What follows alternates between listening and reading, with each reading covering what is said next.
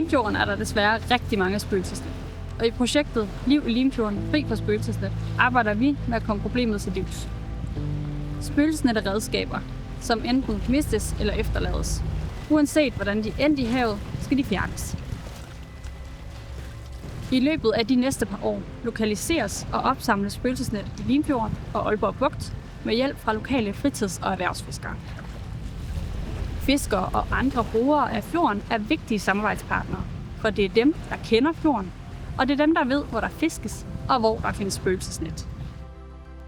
Siden 2019 der har Limfjordsrådet haft fokus på det her problem med spøgelsesnet, og vi har blandt andet udviklet et indberetningsværktøj, som gør, at man kan indberette de her spøgelsesnet, når man finder dem.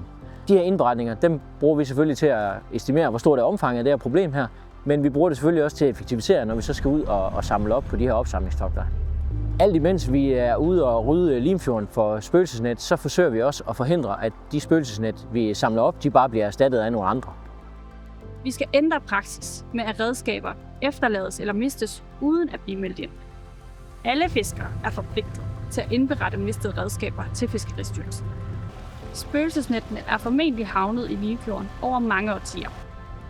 Den store tilstedeværelse af spøgelsesnet i Limfjorden skyldes nok en kombination af, at man tidligere ikke har haft samme fokus på konsekvenserne af at efterlade fiskeredskaber, samtidig med, at redskaber som fisker i Limfjorden med stor sandsynlighed vil fange grene, sten osv.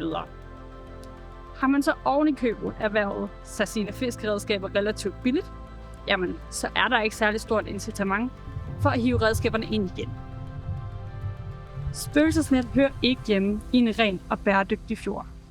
Derfor rydder vi nu op og oplyser om, hvordan man som bruger af fjorden kan tage ansvar for det udstyr, som efterlades eller mistes. Hvis I går ind på vores hjemmeside og på vores Facebook, så kan I følge projektet og få lidt flere informationer om, jamen, hvor er vi henne, hvordan går det, hvor er vi henne i fjorden lige nu, og hvor skal vi hen lige om lidt.